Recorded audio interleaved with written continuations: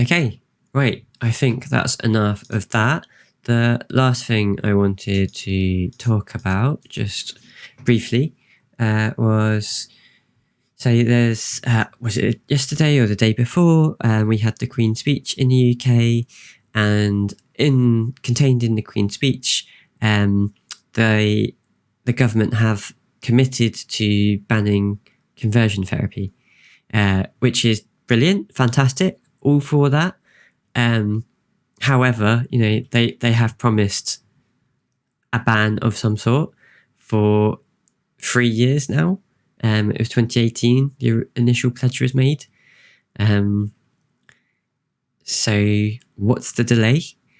The problem is, from my understanding of it, is there are some concerns around conflicts with religious interests, and concerns around allowing individuals to explore their gender identity with someone else, and can be questioned on it.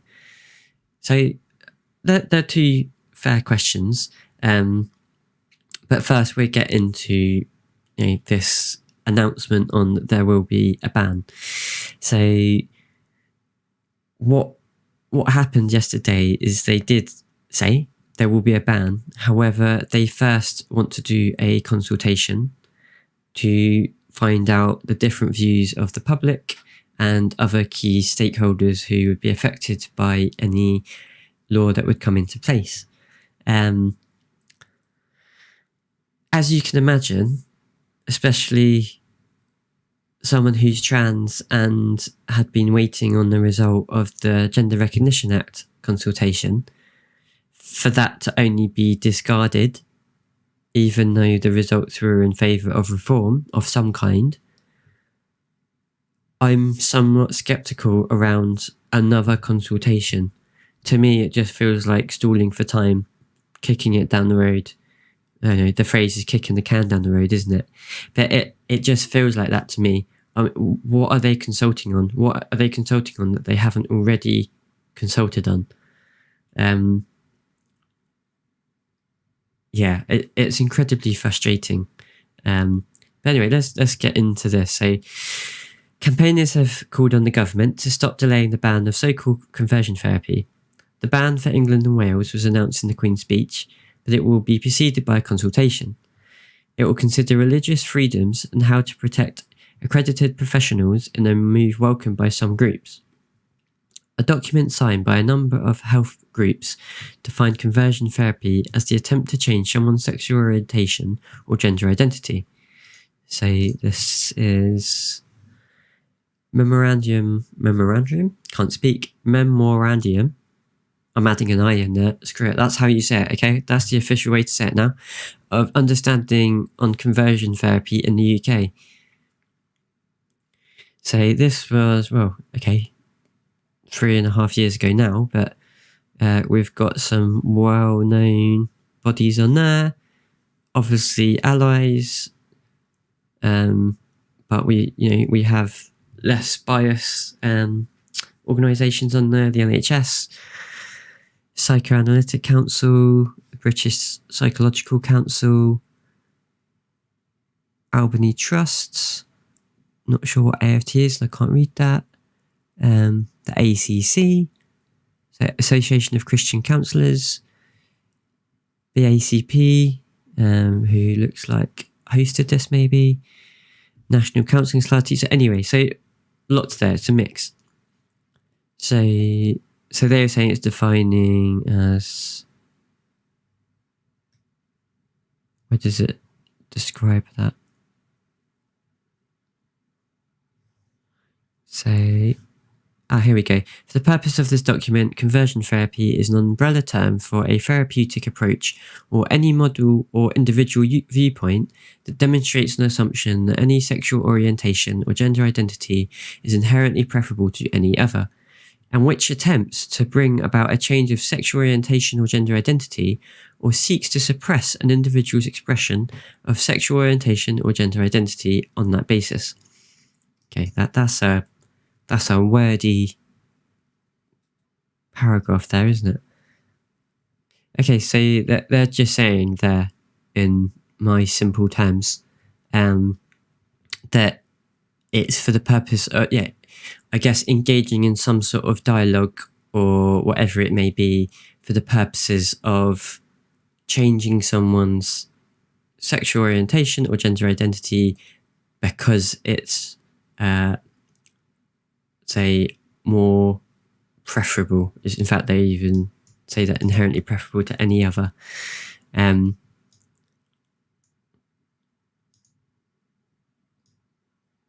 Okay. So, and then we've got things it's commonly referred to by. Sexual orientation refers to sexual or romantic attraction someone feels to people of the same sex, opposite sex, more than one sex, or to experience no attraction at all. And gender identity is interpreted broadly to include all varieties of binary, male or female, non-binary, and gender fluid identities. Okay, so I believe this is a document to sort of agree to challenging conversion therapy and helping those at risk, and challenging misinformation. And that's what all these are supporters of. So where are we? Some campaigners were disappointed that the government did not announce an immediate and wide-ranging ban on the practice. LGBT rights charity Stonewall says the practice must be banned in all forms, including religious and faith-based settings, and that any delays leaves LGBT groups at further risk of abuse. Jane Arzan, a former government equality advisor who underwent conversion therapy, agrees. "We've had 3 years of talking," she said. "What we really need is action that will protect young and old LGBT people right now. Not this Groundhog Day of constantly being told that we're going to consult and listen." Freudian slip there. We're not going to listen, I think. So this is exactly the sentiment that I was sharing, right? So it's this repeating of, we're going to consult and listen, and then nothing happens, or at least token gestures. The Royal College of Psychiatrists said it would be taking part in the consultation to highlight why conversion therapy is both unacceptable and harmful, and to ensure clinicians can still help people fully explore their gender identity where appropriate. So exactly, the idea of banning conversion therapy isn't to stop then, people trying to explore their gender identity. That's not the purpose of it. The purpose of it is to prevent people feeling pressured and persuaded through many means to change or sort of try and rid themselves of particular feelings. Sorry, I need some water.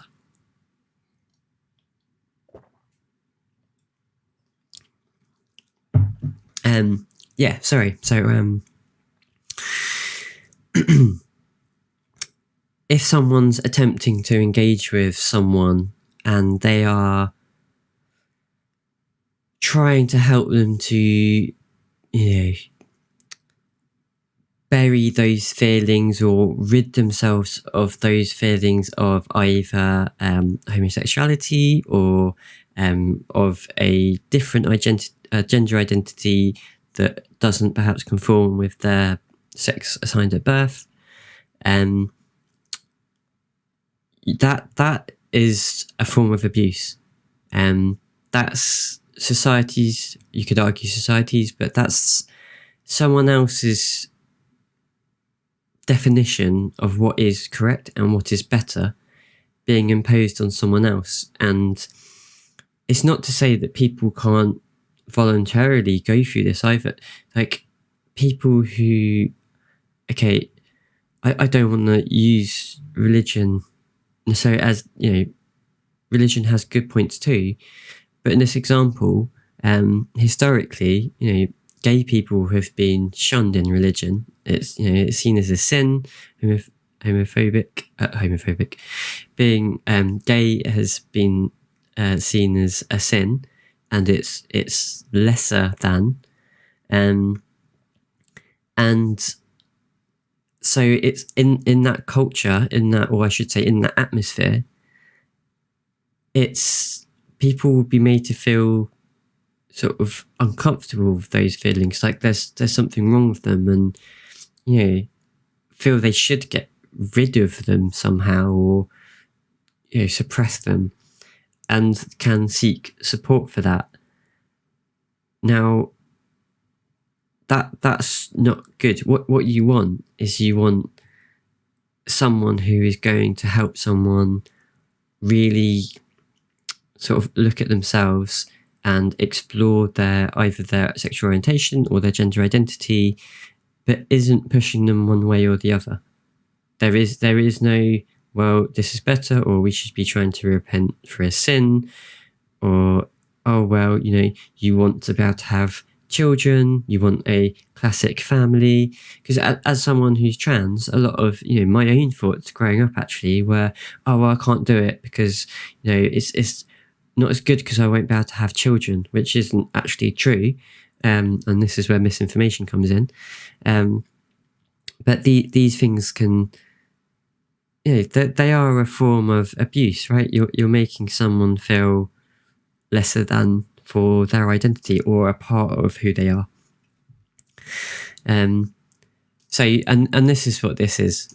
The law will be, even if there's a ban, clinicians, professionals will still be able to help people explore their gender identity or their sexual orientation as fully as they need to. That someone's not going to go to prison for that. Again, the issue is when it comes from coercive and abhorrent practices, as they say here. So, so the ban, which was first pledged in 2018, is set to include both sexuality and gender identity in its definition, and will protect people from coercive and abhorrent practices. So this is the crux of it, right? So it's coercive, I should say, the practices that perhaps are more subtle. It's the environment you're in that it's seen lesser than, and you can seek help for it. Now, obviously, that could be seen as, oh, well, we're just trying to help, but that's not the sort of help actually that is helpful to that person. So there's a number of outcomes, right? It could be that okay, let's just say it's someone who's struggling with because it's more personal to me, their gender identity, and they're unsure, they're struggling, and they decide to talk to this theoretical person, and they're part of this group, and in this group they don't see being trans as quote normal, or what the quote right path is, or the best way to live your life. And so someone could offer them help, but it's under that umbrella of, well, steering them towards what is deemed as correct. And so you're encouraging someone to go down a way that might not actually help them. So say it was me, say I went there, and I mean, I did this to myself, to be honest, which was not good for me because I put it off for years, actually sort of accepting who I was. But say I spoke to someone and they pushed me down that path, that's not good. Like, if that I get to that point by myself, that's my own journey. If someone else has coerced me to get there because I felt pressured in some way, that's abuse. I'm then denying my own identity. I'm denying myself to fully explore who I am. And that's what I did to myself. So for someone else to do it, that might not be any conscious, malicious intent, but that abuse is still occurring. And it could happen. It could happen the other way. So it could be that someone, is someone is questioning their gender identity, and they talk to someone in that scenario, and actually it works for them, and they're not they weren't actually trans and that actually worked for them, cool. But there is a big risk there. And if you look at the studies of conversion therapy, it does a lot of harm to people. People really suffer. And let's have a look at some stats rather than spouting stuff off the top of my head.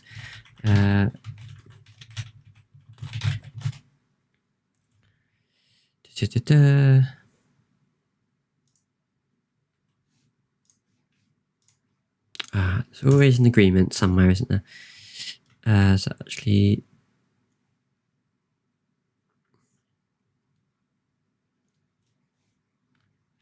yeah. So essentially, therapies like this try to force someone to deny who they are, and this is what I was talking about, right? So I did this to myself, but if I'd had someone else telling me that I was actually right in denying myself, though that's not the words that would be used, but that I was on the right path by pushing those feelings aside and trying to deny them, God, it would have been so much harder to break out of that.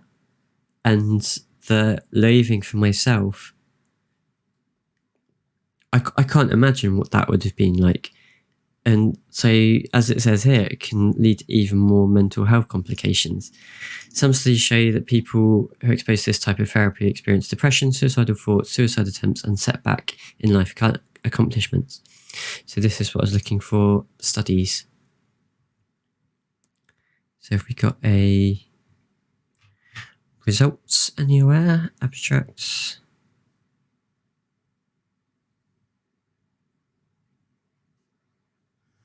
Let's have a read of the abstract. This is probably one you have to pay for, I suspect. Where can I see the full article? Usually there's a link to see the...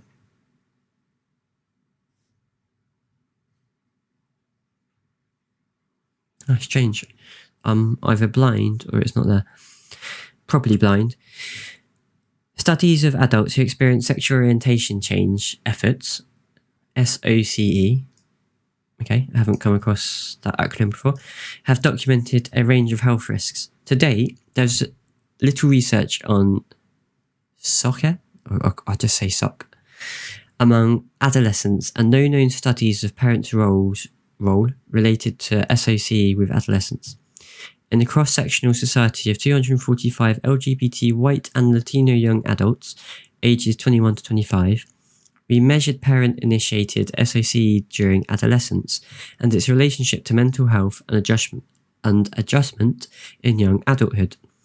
Measures included being sent to therapists and religious leaders for conversion interventions, as well as parental care/caregiver efforts to change their child's sexual orientation during adolescence. Attempts by parents/caregivers and being sent to therapists and religious leaders for conversion interventions were associated with depression, suicidal thoughts, suicidal attempts, less educational attainment, and less weekly income. Associations between SOCE, health, and adjustment were much stronger and more frequent for those reporting both attempts by parents and being sent to therapists and religious leaders, underscoring the need for parental education and guidance. Okay, it's a shame we can't actually see the whole text. If anyone's watching and I'm being blind... Oh, here we go. Is this it?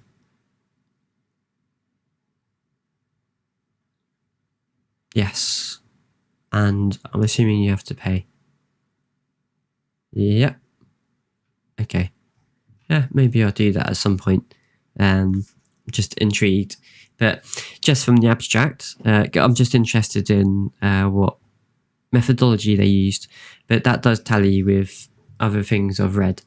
That it's extremely harmful. And I think the UN has even declared it as a form of abuse, and it should be completely banned. There shouldn't be any sort of available holes for it to be exploited. So the problem with the religious argument is that that could be exploited and people could be open to abuse.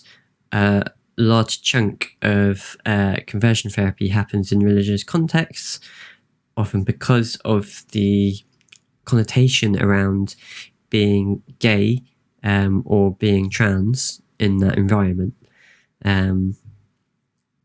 So let's go back to this. But the government has said the short consultation will be held before the legislation is published, asking the public and interested parties how best to address the problem while still protecting the medical profession.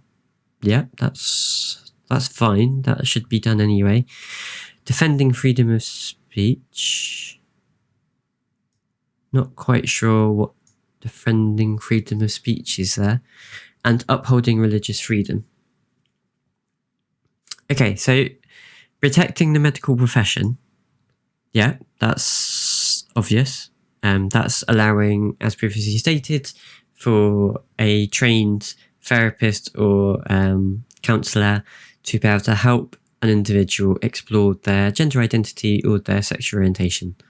And there's no pressure on them to go either way. It's an exploration of them, and they will then work it out in their own time, and that's very much what I've done, right? I took years to work it out in my own time and almost got there, but needed counselling for that final step. And it took a long time to work up to that.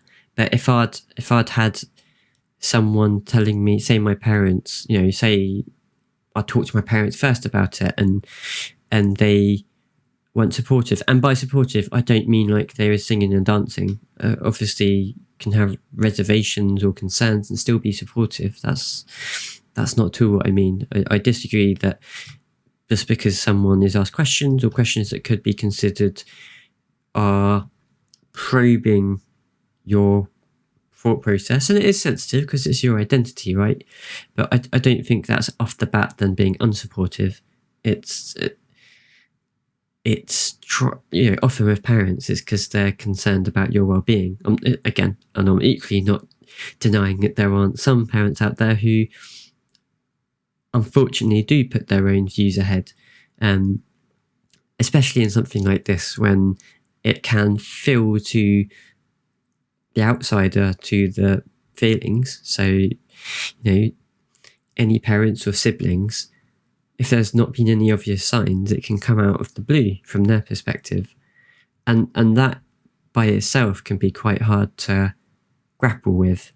So again, I think supportive can just be, that they are still there for you, and they are trying to understand, but doesn't mean they can't ask, questions or, even, perhaps, well, it's family, but depending on how close you are to your family, I think it's just natural that depending on views, someone might be a little bit concerned about asking certain questions for fear of upsetting you or other people in the family, because even within the family, people can react differently. And so some people might feel the odd one out, or, and that can be quite difficult. But equally, it doesn't mean they're not supportive. It's, I think, anyway, I've waffled on about that.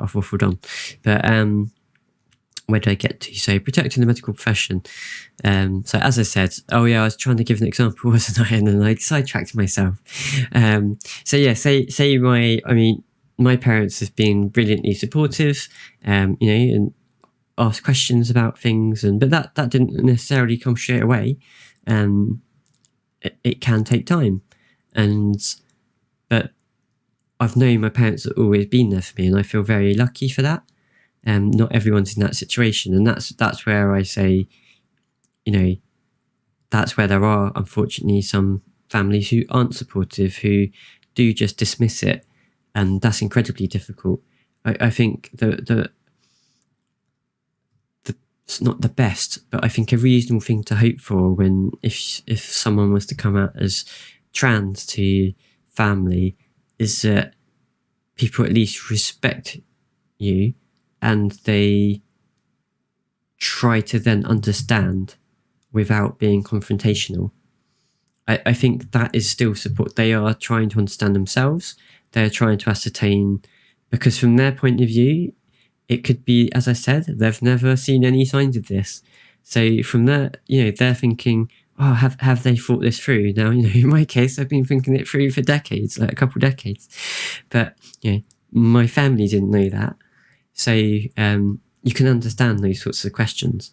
But if it's, derisive or sort of flippant, or jokes are made about it in a, again, jokes it's important, the context, but if jokes are made about it in a derogatory way, or just being insensitive and just not taking it seriously, that in my view is then not being supportive. So if, say, my parents weren't supportive and kept saying that's not the right thing to do, don't think it's the right direction for you to go, but without listening to anything I was saying or my feelings on it, no discussions and nothing really changed, that would make me feel terrible. And that trying then the step that I took in reality to go see a counsellor, I don't know if I'd then taken that step, or at least I don't know if I'd taken it a couple of years ago that I did, or 3 years ago, because you're then feeling like there's something wrong with you. You're not doing things right, and that you could be quite screwing things up for yourself. And these sorts of things, they are, I'd hope, unintentional, but there's a form of manipulation and coercion, and that can be really, really damaging. And so I could have, suppressed my feelings for another decade. I don't know. It's hard to say. With as I said, I've been lucky, and the way I did it, I was able to build up to seeing a counsellor first. But as I said, if it had been different and I had spoken to someone close to me who almost advocated for the opposite, and I respected their views, I think that would have been quite difficult. And I think I would have felt quite conflicted. Not to say, it was difficult anyway. So, that on top is, so again, personal experience, but a huge fear was always rejection. But because that never, obviously, I hadn't told anyone, so it never actually manifested. It had no chance to, because I'd never told anyone, but it was a fear. And I think that's a fairly common fear. Now, if I'd come out to my, my parents, or one of my parents first, or one of my siblings, and I'd been rejected or dismissed, or, however it happened, that would have been a huge struggle. And I can't say how I'd have. I'm rambling now, and I apologise, but I guess it just makes me realise just how important it is to have supportive people around you, and that's regardless of whether I was, trans or not. Like, just to be given that support to, think through what I was doing and go through everything I'm going through, and for people to listen to me. I think it's the listening to me, and even if they don't fully understand, trying to get some sort of sense of understanding with what I might be feeling. Anyway, I apologize. I think I've rambled on that for too long. So yes, so that's protecting the medical profession. And I think I've sort of covered upholding religious freedom in that. Saying religious freedom there is, if it's reviews of religion to be a certain way, then you're restricting religious freedom. But I think when it imposes on someone else's, well-being, I don't think that's something you can advocate for anymore. And these aren't trained people in, gender dysphoria or gender identity or sexual orientation.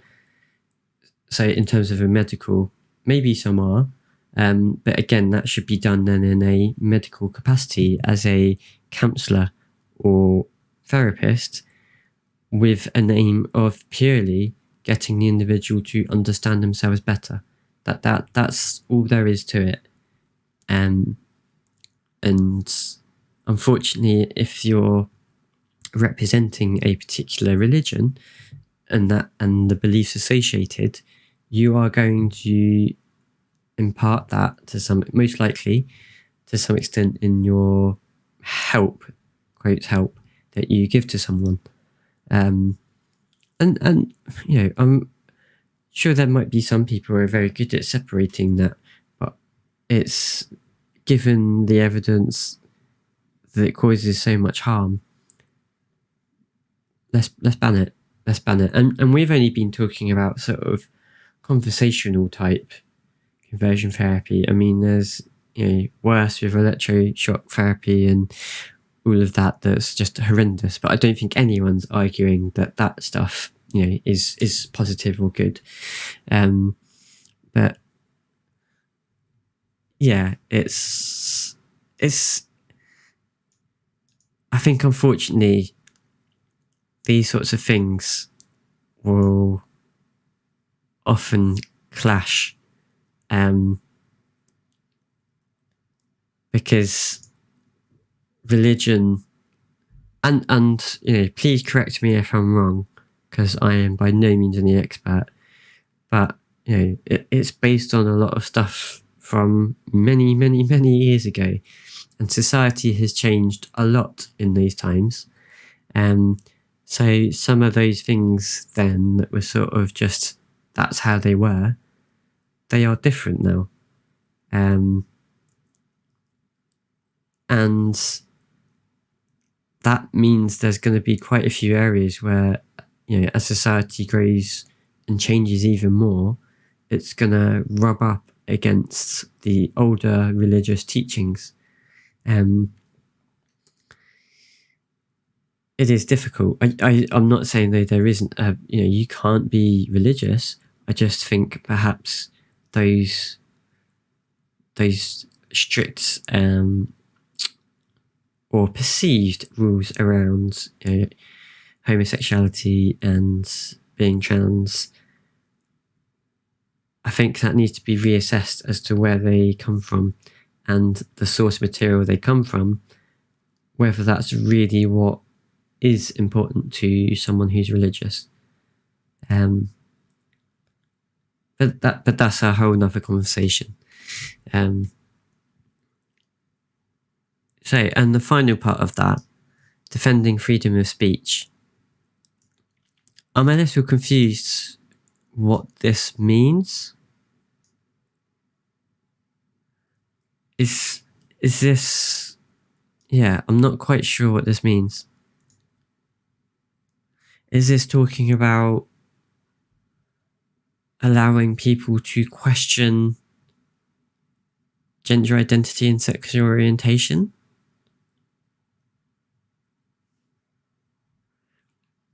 Okay, I mean, for sexual orientation, I think we're well past we should be, of any questioning on that in the public sphere.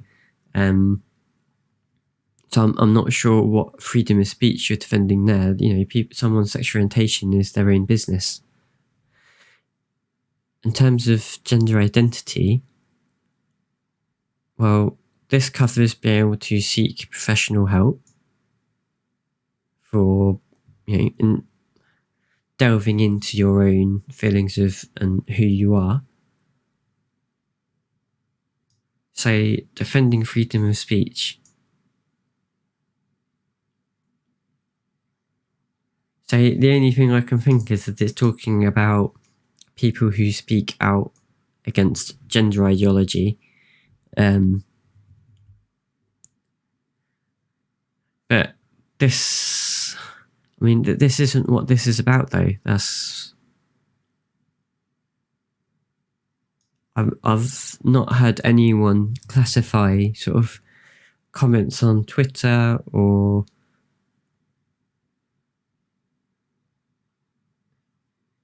I guess you could see them as, but I think that's quite extreme. I don't think someone on Twitter making something that, let's just say it's a reasoned argument. I don't think I've ever seen that being called conversion therapy.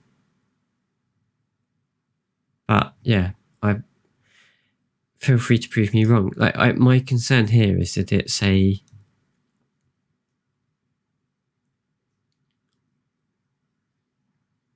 don't know. My concern is I don't really get what the meaning of this is. So it would be good to get a bit more information around that. What freedom of speech are you protecting? What is it that you're concerned about? What freedom of speech are you concerned about losing? Yeah. It also said it wants legitimate forms of pastoral support.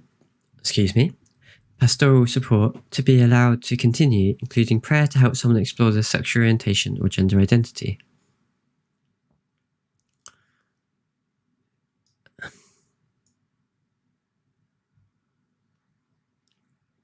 Okay, so again, obviously praying that I hope XYZ discovers their true self in whatever that means for that person. But no one's going to get sent to prison for that based on this conversion therapy ban. I'm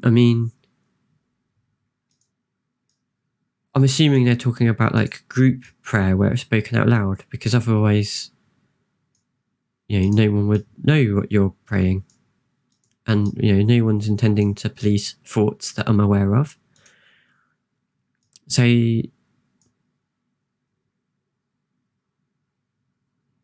again, I think I don't think that's a legitimate concern. If anything, it opens up a loophole to conduct conversion therapy under that guise of prayer to help someone explore their sexual orientation or gender identity. I don't think you need a special clause or anything like that there. The Evangelical Alliance, which represents 3,500 churches, said it welcomed the consultation process. We want to avoid a situation where a person can be accused of conversion therapy for praying with someone who freely chooses to ask for prayer. Peter Linus, apologies if I mispronounced that, the group's UK director, said. So, I'm still not quite sure what the concern is. That we want to avoid a situation where a person can be accused of conversion therapy for praying with someone who freely chooses and asks for prayer. Freely chooses what?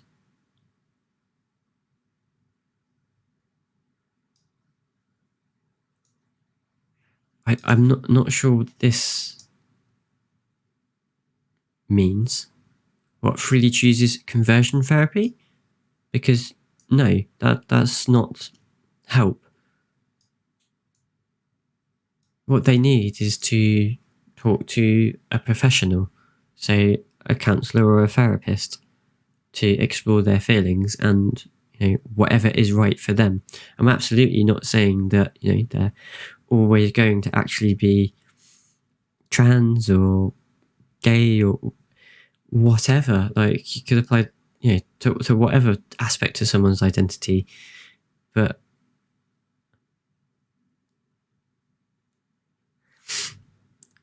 yeah, to me, it's not a legitimate concern.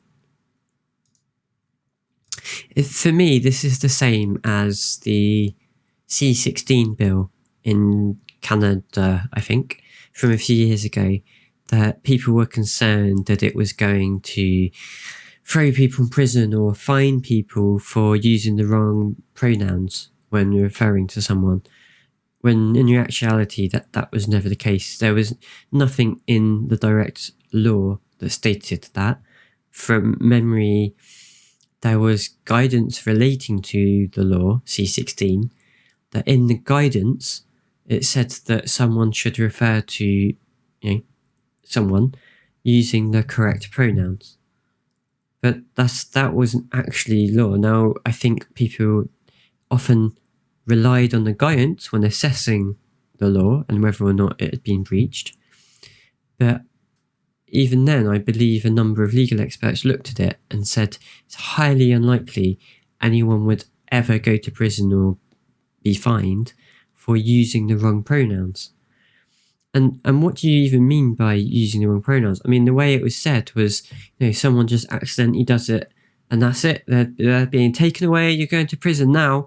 You've used the wrong pronoun. That's it. You're out of here. And you want to. That's just not realistic. That's not how it works. If I've had people accidentally use the wrong pronoun with me many times, I don't then hate them for it and accuse them of some sort of hate speech. That's just not how it works. If they do it once, often I sort of, to be honest, it depends on the setting. If it's one-on-one, then I'll correct. I'll just say, oh, sorry, just, yeah, if you don't mind, it's she, her. But if it's in a group of people,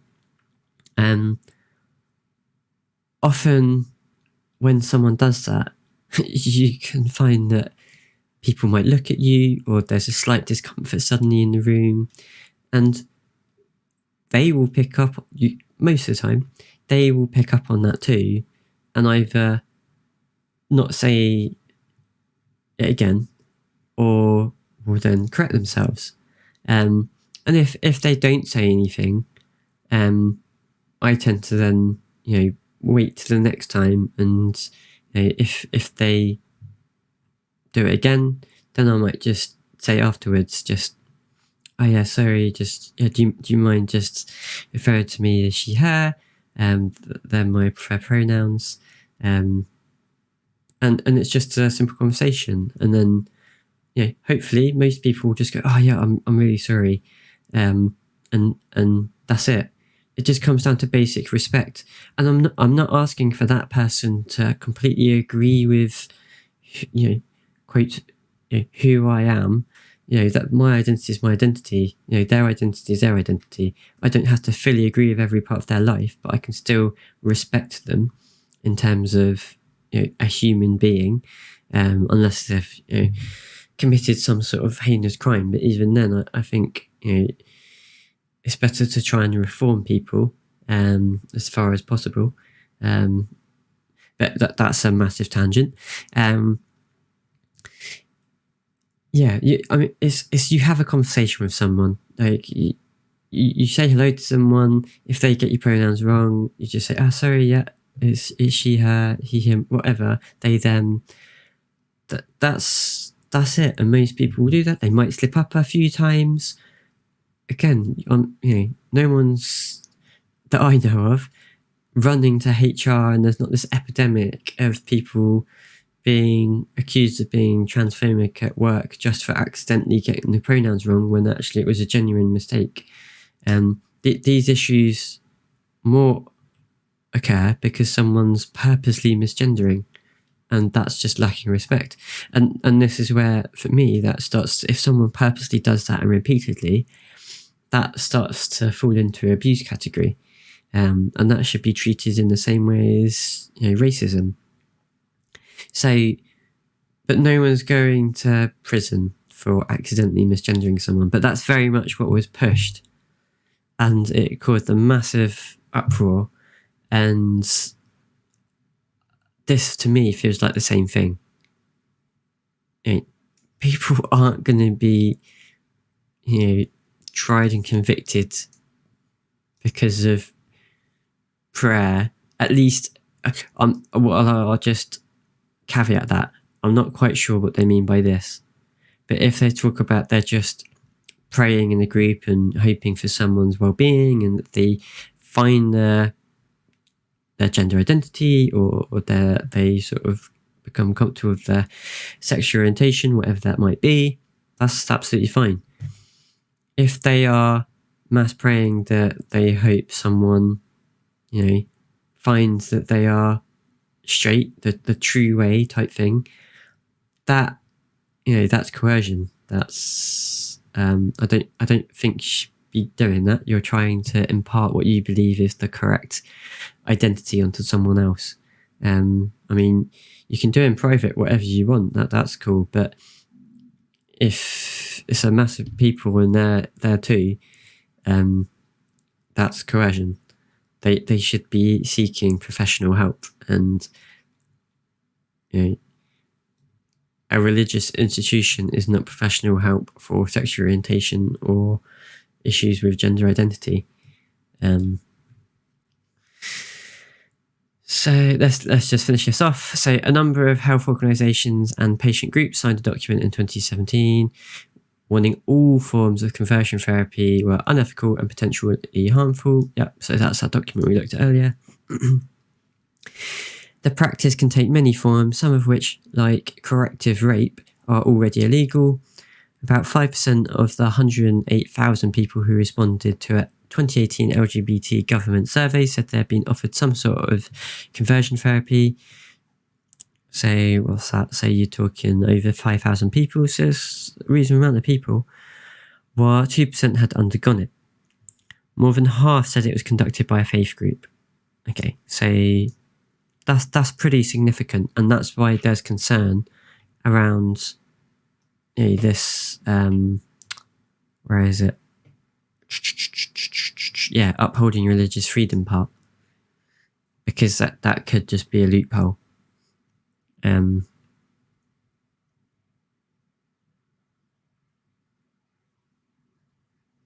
Yeah, I think if someone, I'm trying to be fair on this. Like, if someone's concern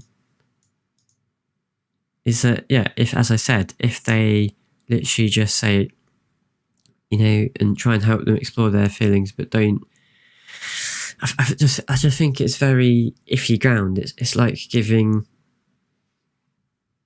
it's advice outside their field of expertise, which I know, at the end of the day, the church does a lot in trying to help people, and they do some good, definitely. I just think it's really dangerous that it can border on coercion very, very easily. I think if someone asks for help in terms of discovering their gender identity, then that is potentially defendable.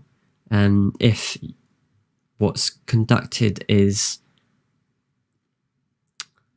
it's literally is really just listening to them and letting them explore their feelings, I still think they should probably just point them to a counsellor. But I think if you then, if someone approaches and asks for their, I want to get rid of X feelings, that I don't think is right. That would be the advice then, would be to, my advice would be to talk to a professional in the field. Go seek help from a counsellor or a therapist who has some speciality. I cannot,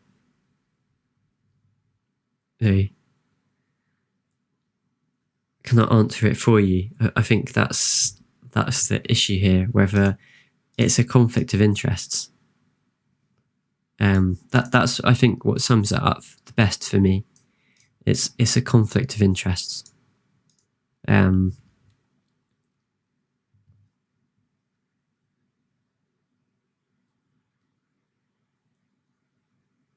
Yeah. again, I think their argument hinges on the fact that someone's asking for it.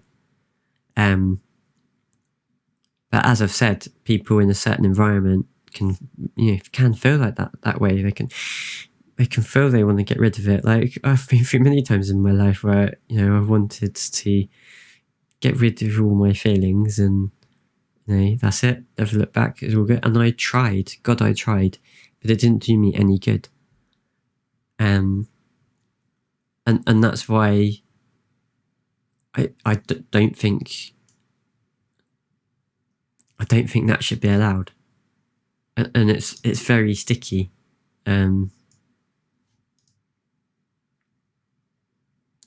But again, there will be common sense applied. If someone's asked for guidance and you've just prayed with them to hope they're able. I mean, I don't know enough about what happens, to be honest, so it's a bit difficult. Oh, thank you, Siri. That's Siri wanted to get in on this. So it's a bit difficult there to comment too much on what they might say, but I think it's very limited. They can ask about when they might start feeling these, why they might be feeling a particular way, like why do they want to get rid of them. But that's sort of, you can tell, right? I'm no expert at this, but I don't think there's a huge range of questions they can ask beyond that before you're getting into realms of counselling and therapy, and that should be done with a counsellor and therapist who have no conflicts of interest. So yeah, like in that very small scenario, I can understand that concern, I guess. But as I said, I liken it to the C-16 bill. It's just people aren't going to go to prison for, fairly just saying and asking a couple of questions about where it came from and, how long have you had these feelings, and maybe you should go see a counsellor. You're not going to go to prison for that. Because those conversations are going to happen. Like if you've got someone who's really struggling and they are religious and they really respect, their pastor, for example, then you can understand that might be someone they seek support from, definitely. But it's where it goes from there. And that's the concern. And I think the best thing is it's just a complete ban. And when a pastor is asked, they can signpost them to, to the relevant expertise. And obviously, I think it's fair enough. They can ask, how long have you been feeling like this? Why do you feel it's a bad thing? If it's because there's two things, right? There's someone who could say, I'm questioning, I'm having these feelings, and that's it. And so that would just be, how long have you felt like this? What do you feel? And then you let them expand. But again, you're varying on counselling there, which I know is sort of what that is, but I just think there's a conflict of interest. As a counsellor, you cannot have conflicts of interest, and I think unfortunately that's just too close. Too close for comfort.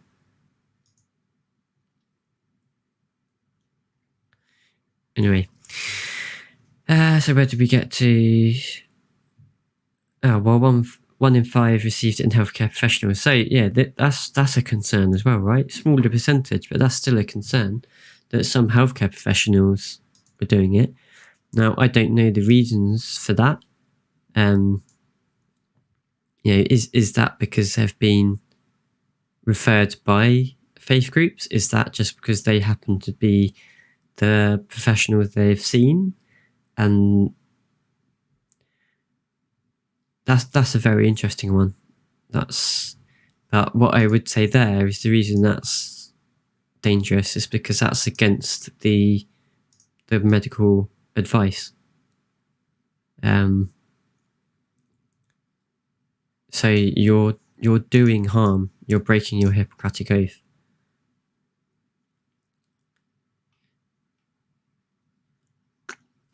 As well as the ban in England and Wales, a support fund for victims of the practice will be made available. Okay, that's good. Northern Ireland has passed a non-binding motion calling for a ban on gay conversion therapy in all its forms. Good. The Scottish Government fully supports moves by the UK Government to end conversion therapy. Okay, cool. So I think the key points there are that it should definitely be banned. Disappointment on the government dragging its heels, and sceptical about how quick that's actually going to be. And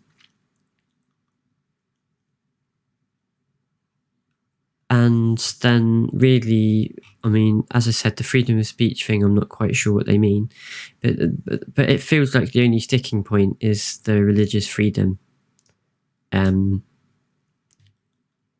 the fear that people are going to be persecuted from their understanding that they're just trying to help someone, which is an understandable concern. But again, I think it's been blown up like the C-16 bill. It's not a reality unless you are actually saying, yeah, that's not right, you shouldn't be like this, and you're being coercive, or that is. But yeah, I guess, I criticize the consultation, but in fact, it'll be good to get more info on that, but I suspect it's already out there, right? So conversion therapy in a religious setting. Can I not spell? No. Therapy.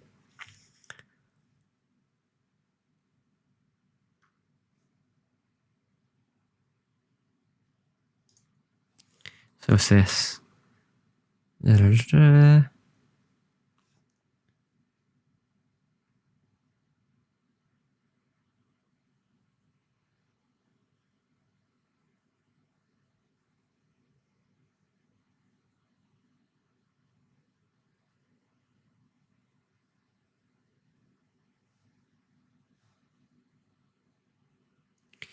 Okay, so basically the General Synod made a statement apparently in support of the ban on conversion therapy.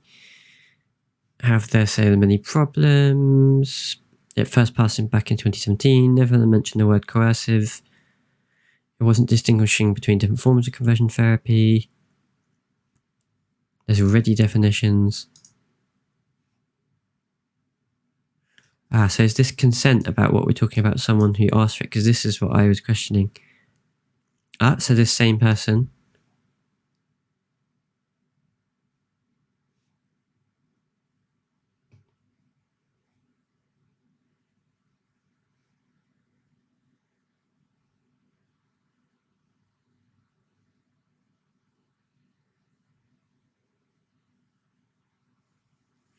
Right, see, so this is the problem right here. Because this isn't...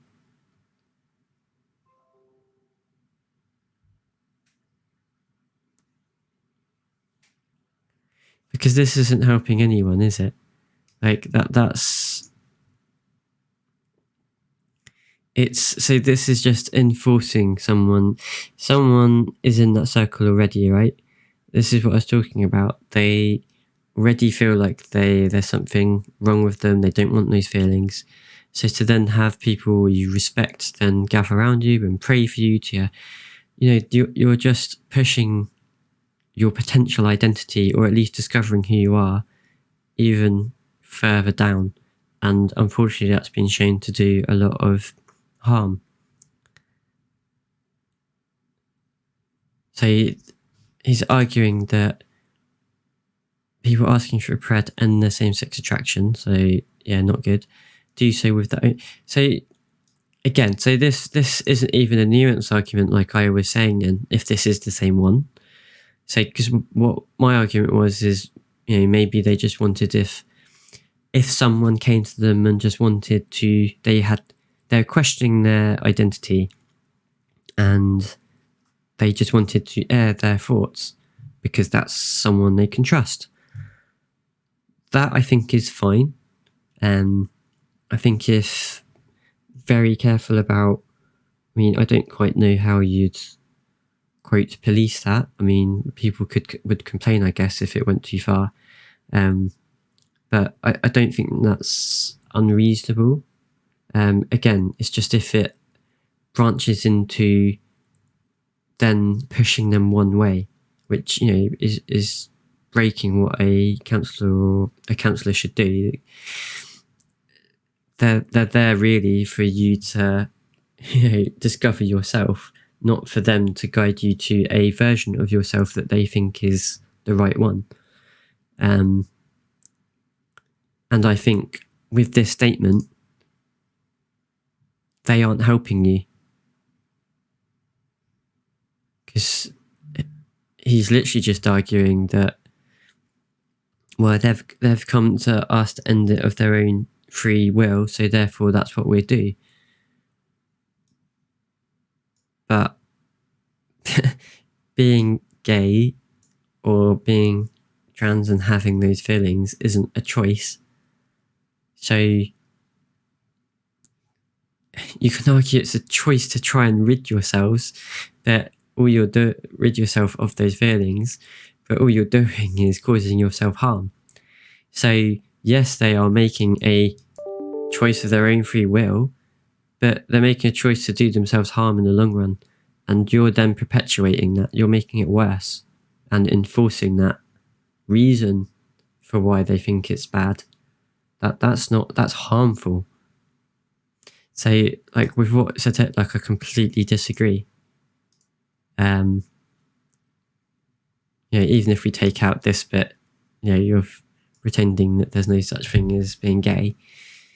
Not going to put words in his mouth, but this is sort of the loophole that concerns people. This is exactly it.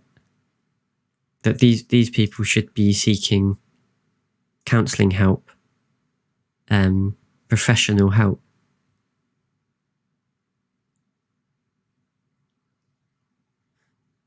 So, yeah. And as I said, the only scenario I think, you know, it's not, and maybe the C16 thing doesn't apply, because if this is it, this has nothing to do with that. It's just this is wrong, and it's not understanding that. Again, my point was around someone who was unsure and were questioning and looking to bounce off someone, basically. But as I said, that's, as someone in that position should know, and, you know, most do, that they need to be very responsible for what they, you know, say in return, and that it's,